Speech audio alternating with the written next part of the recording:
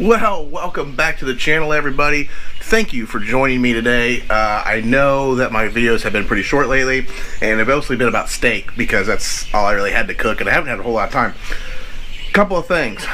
First of all, it was noted to me that I haven't been staying very well hydrated the last few videos. So, thanks to my buddy Velker Vision,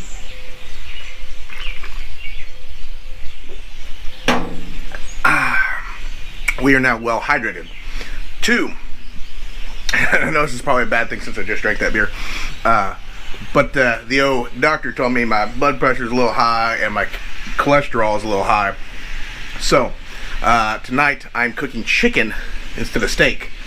Also, I'm using 2 different things. I'm using an injection, Tony Chachere's injection. The injection is 0 calorie, so that's good.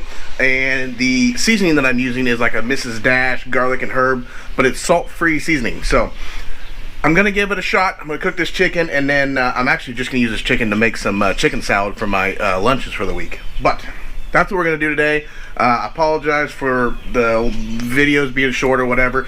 I kind of prefer them this way where I don't have to do a whole lot of talking. But anyway, we're gonna get to cooking this chicken. I hope you guys enjoy. See you next time.